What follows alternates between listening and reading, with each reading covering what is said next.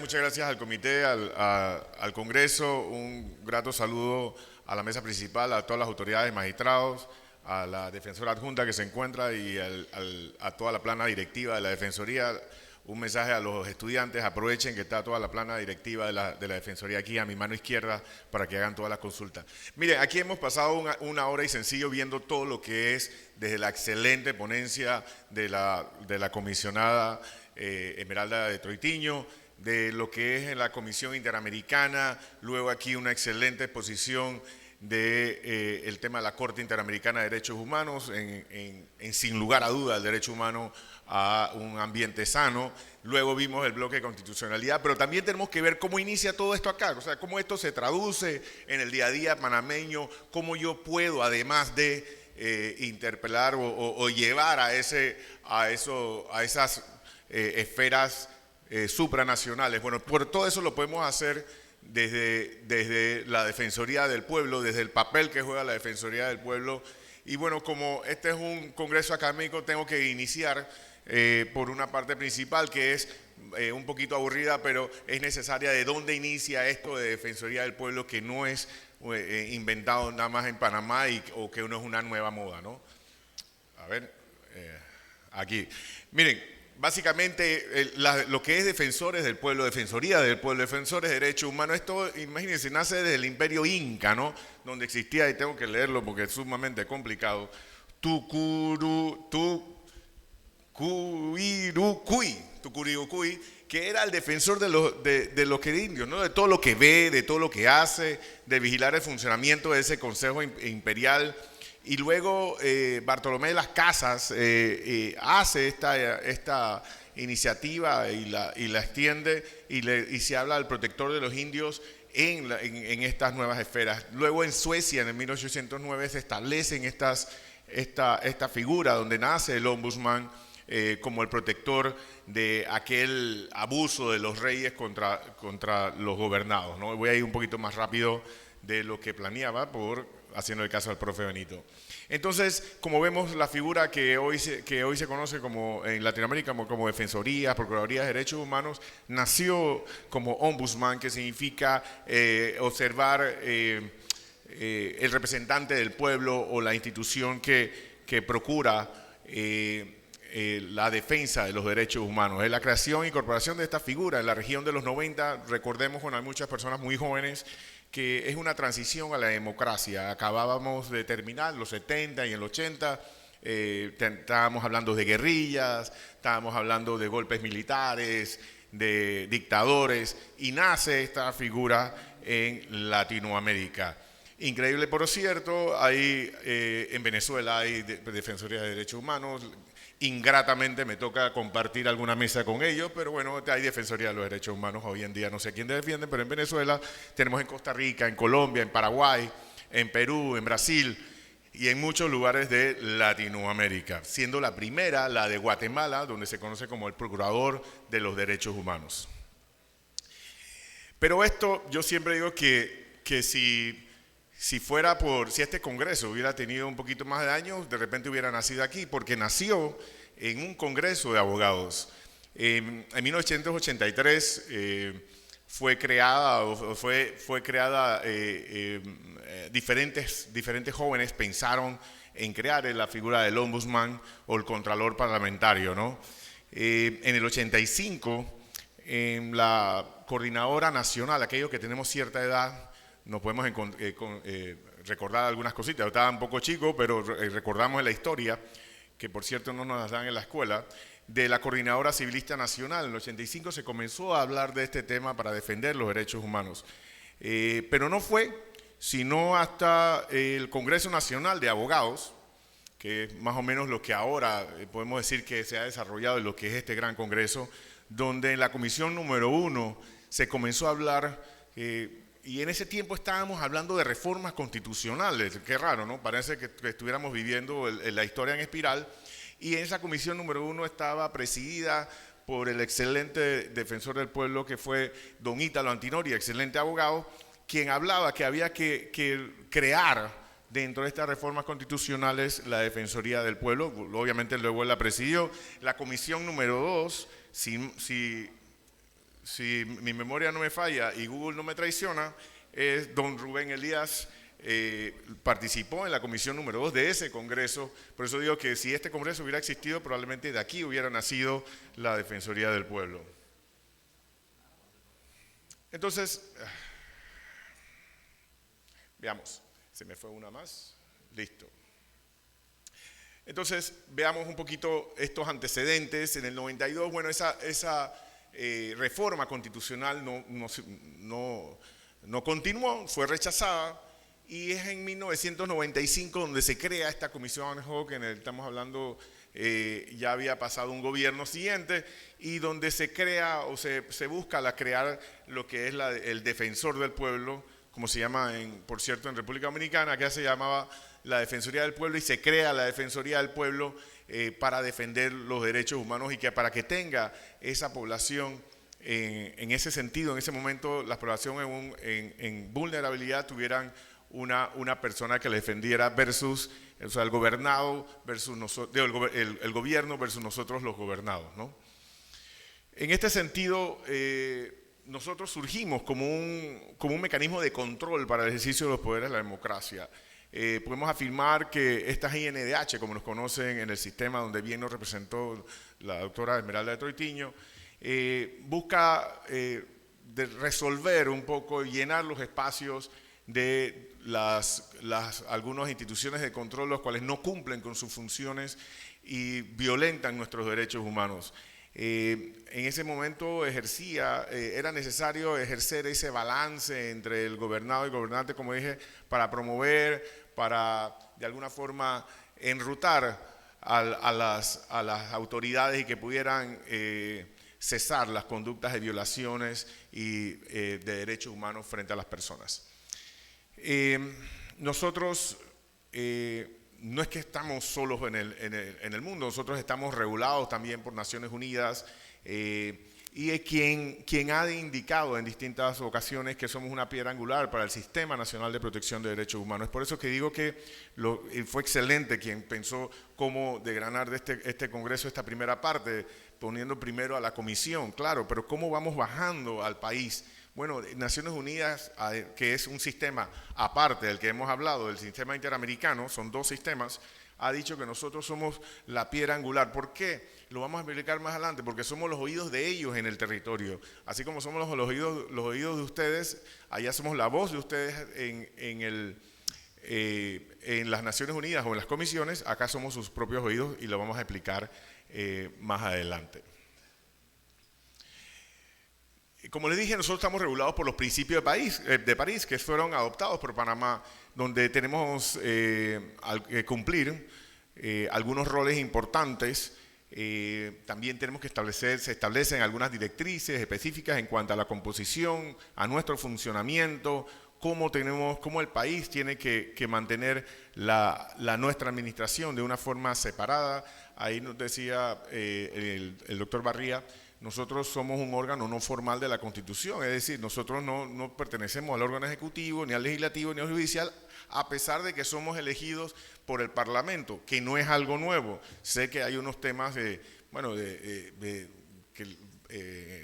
no sé cómo decirlo para no entrar en violación de mi propia ley, pero sé que no hay un buen sentir de algunos órganos del Estado, y es criticado la elección, pero no, en el 99% o el 90% de la elección de los ombudsman o defensores o defensoras del pueblo nacen del órgano parlamentario, porque es la esencia del pueblo.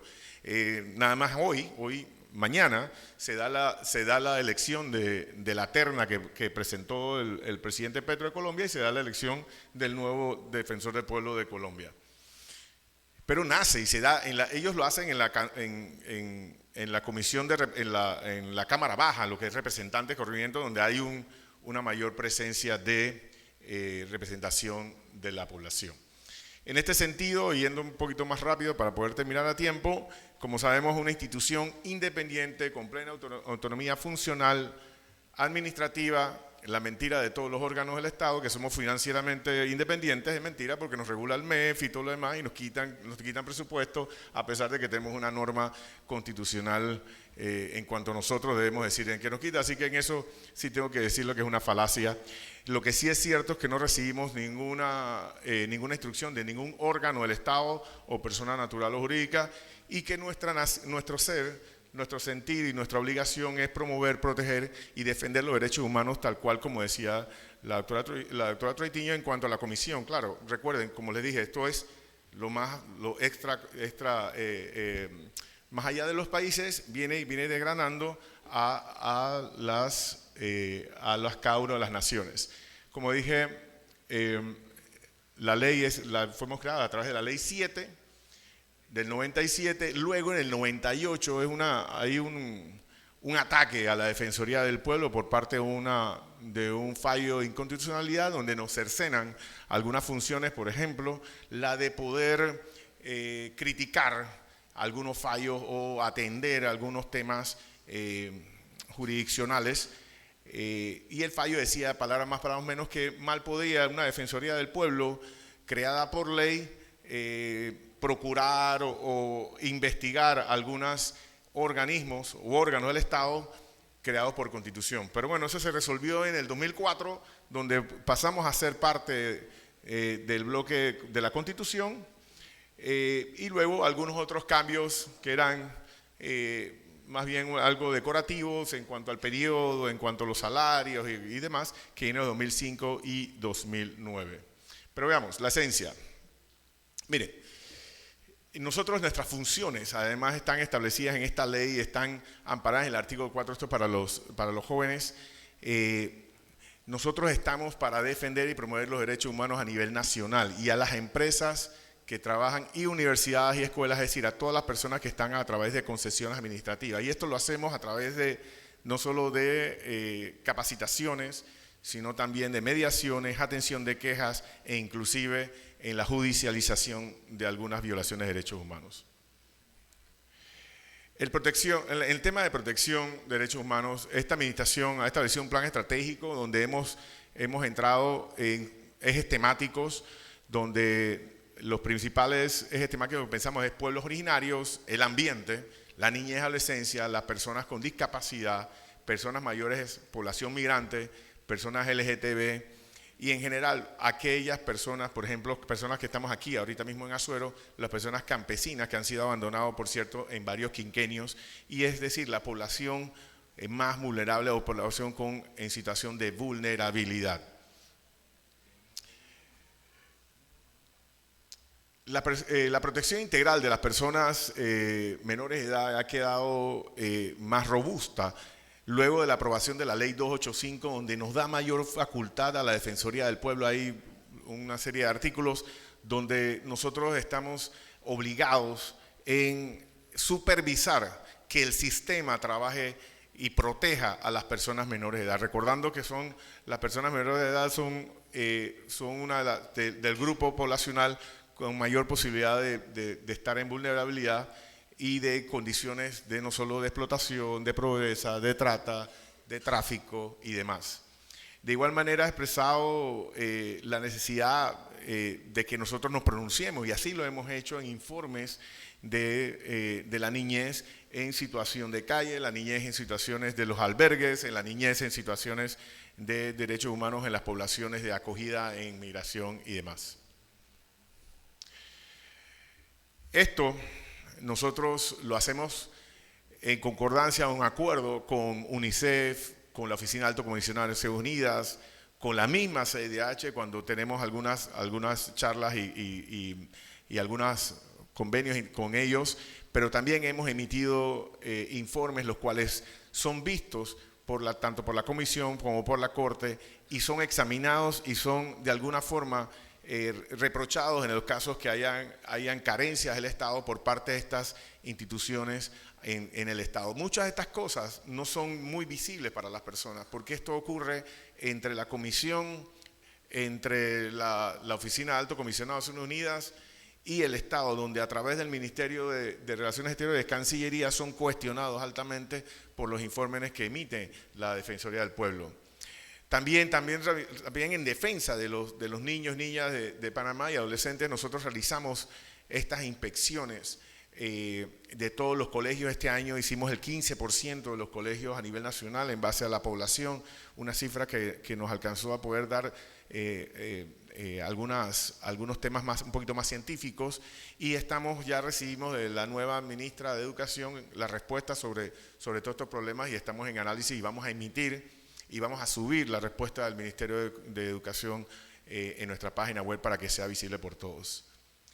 Igualmente, nosotros emitimos al gobierno panameño recomendaciones en temas de salud, en la mora quirúrgica. Somos parte, dentro de eso, la Defensoría del Pueblo pertenece a más de 22 comisiones, entre eso la Comisión de Desabastecimiento de Medicinas y en general, y todo esto redunda y da eco a nivel internacional, no a noticias o páginas web, no, sino a instituciones de control como es la CIDH, la ONU Mujer, ONU SIDA y todas otras en las cuales pertenece el Estado panameño.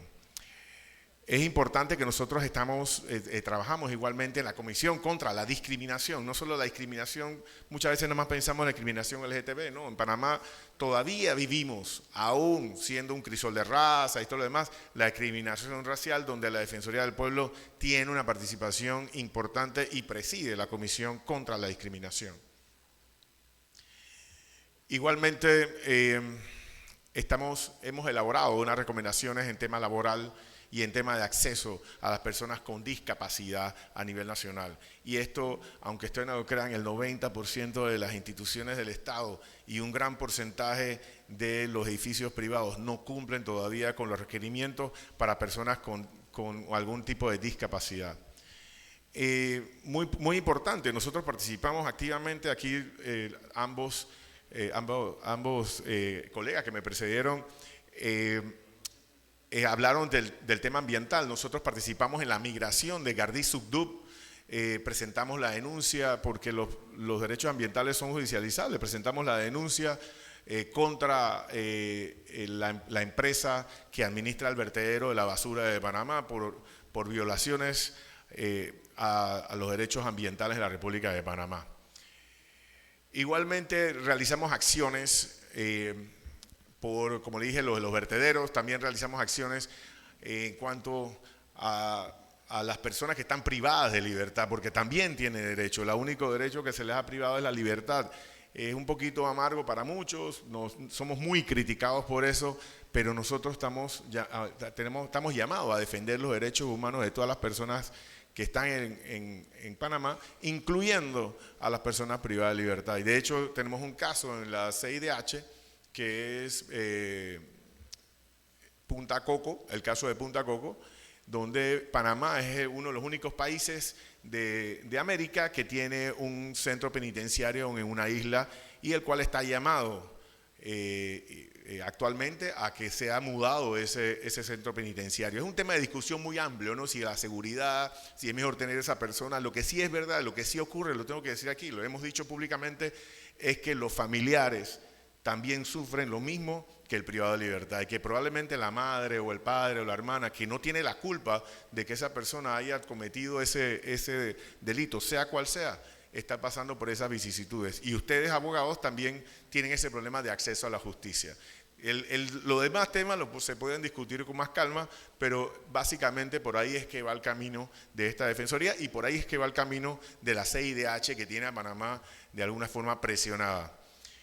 En el tema de las protestas, aquí mencionaron el tema minero, no voy a entrar a detallar el fallo. Yo tengo mis consideraciones muy personales y consideraciones como defensor del pueblo en cuanto a la aplicación de alguna de esos fallos, y la Corte cómo aplicó una opinión de la Corte Interamericana esta vez, pero anteriormente no la aplicó. Eso podemos hablarlo con más calma. Lo que sí es cierto es que nosotros hemos judicializado también las conductas de la Policía Nacional en las protestas.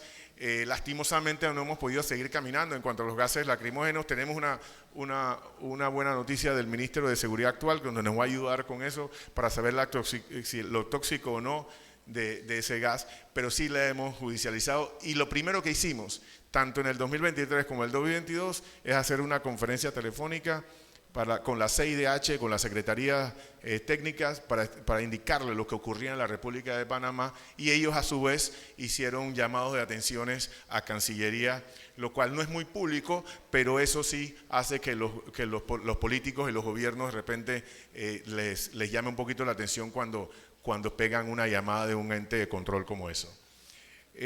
Nosotros lastimosamente nos tocó presentar dentro de la judicialización de los derechos humanos una denuncia por posibles violaciones carnales o delitos sexuales contra la integridad sexual de más de 325 personas en la selva Colombo panameña. Y digo la selva Colombo panameña, y aprovecho a decirles a todos, porque no es la selva del Darién solamente, no son nuestros hermanos y hermanas de Arienita, eso también pasa en Colombia y no podemos estigmatizar a nuestros hermanos y hermanas del Darién.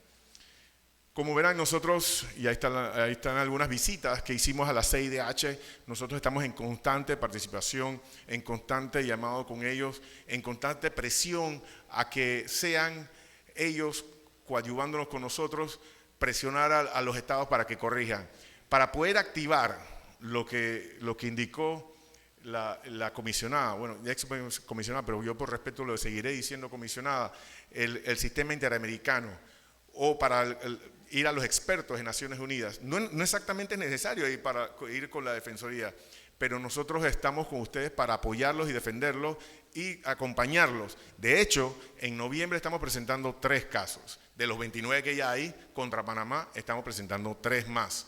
Estamos presentando una población afrodescendiente que está siendo desplazada por una población indígena, increíble, pero en nuestro país se está haciendo eso, en un tema ambiental, ¿no? Y el tercer tema, por ahí se me pasó y tendrán mis colegas aquí matándome. Bueno, tenemos el tema de Mi Bus, que fueron engañados, ya tienen 15 años los que fueron de alguna forma no resarcidos sus derechos y engañados por múltiples gobiernos y no han sido pagados, no han sido recompensados. Bueno, y también tenemos que darle seguimiento a Punta Coco y tenemos que darle seguimiento a los otros casos. Nosotros también realizamos mediaciones, porque hay una de las funciones que a veces son un poquito incomprendidas, es nuestra función de mediadores. Nosotros no somos mediadores comunitarios de dos particulares, sino entre el gobierno y el particular. Y a veces nos cuesta, porque como todo mediador no puedes decir tu opinión, y a veces hay algunas cosas que tenemos que estar para evitar los conflictos. Pero también hay una parte bonita de la mediación, que es cuando, por ejemplo, en las protestas las personas iban, yo no sé, y es un mensaje a quienes participan en la protesta: los viernes en la Asamblea Legislativa no hay nadie. Los viernes en la Asamblea Legislativa no hay nadie. Entonces nosotros íbamos y tomábamos los pliegos y después se lo llevábamos al presidente o presidenta de la Asamblea. Pero igualmente participamos en el caso, por ejemplo, Población Nove versus Panamá, donde somos los mediadores y donde llevamos esas consideraciones de la CIDH, que está en una solución, como dice la comisionada Troitiño, amistosa, que de amistosa no tiene nada. Ahí nos sentamos nosotros de mediadores, o nos sentamos de mediadores con más de 14 o 15 instituciones del Estado panameño. Igualmente, los que nos han visto a nosotros en estos chalecos, participamos en los acompañamientos ciudadanos. Justo aquí, a unos par de metros acá, cuando estaban los cierres, estaba nuestro personal de Herrera, en el Puente de la Villa estaba nuestro personal de Los Santos. Ahí estábamos trabajando en todo lo que es los compromisos y acuerdos, todo esto manejado a través de unas resoluciones donde luego dictaminamos si hay violaciones de los derechos humanos o no. Igualmente nuestro deber de promoción lo llevamos a más de 20.000 personas en lo que va de estos 4 años. Hemos capacitado a personal de la universidad, a jóvenes de las escuelas, y muy importante, al personal de sistemas de protección o sistemas a personal de la Policía Nacional, de Senafrón, del Senan, donde hemos dado cursos no solo a nivel de charlas, sino también a los oficiales y suboficiales gracias a que tenemos personas con... tenemos un curso a nivel universitario en la Defensoría del Pueblo donde se los damos a los profesores. Vamos a saltarnos esta.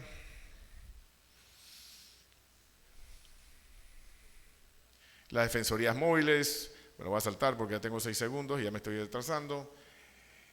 Dentro de esto tenemos diferentes, y aquí aprovecho que está el fiscal de cuentas, nosotros tenemos diferentes formas de promoverla a través de la cultura del debate, donde participamos junto con la Fiscalía de Cuentas a nivel nacional. Miren, y ahí yo quiero ya la penúltima, digo, las ventajas de la existencia no solo es para ser escuchado, más a la fecha de hoy llevamos más de 6.000 trámites recibidos. No solo es para que puedan pelear, escucharme y promover, o algunos que dicen que botella, no, es para que ustedes puedan saber sus derechos. Si ustedes conocen sus derechos, más pueden pelear, más pueden reclamar. ¿Qué pasó en el contrato minero? Y no voy a entrar a detallar grandemente. Las personas salieron porque conocían su derecho al ambiente sano.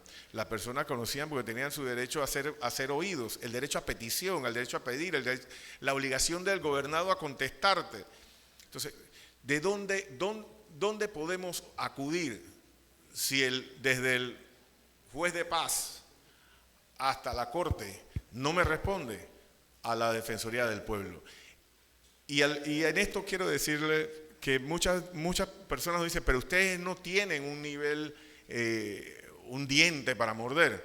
Bueno, en muchas instituciones nacionales de derechos humanos en el mundo no tenemos la capacidad de multar, de hecho el 99% o el 100%. Pero aquí tenemos una cosa bien importante. La ley 7 del 97 establece que todos los funcionarios públicos tienen que responderle al defensor del pueblo o la defensora del pueblo. Y entonces hay un delito que se llama desatención de los deberes de funcionario público. Así hemos nosotros presentado más de 10 denuncias a funcionarios que no nos quieren responder y que no le quieren responder a los ciudadanos. Ya voy. Es por eso que nosotros en estas cinco imágenes les puedo mostrar en la Defensoría Móvil, escuchamos a la población o en las giras, luego nos reunimos con los funcionarios, lo hablamos por ustedes y de no ser escuchados nos vamos a los niveles donde nos tenemos que ir, sea nacional o internacional, para defender sus derechos. Aquí les dejo la bibliografía de lo que he hablado, de lo que he hablado, y me mantengo a sus órdenes siempre en la Defensoría al 127 o en el app o en nuestra página web donde somos datos abiertos, están todos los números que he hablado que puedan consultar y mis compañeros y compañeras en mi lado izquierdo resolverle todos sus problemas. Muchas gracias.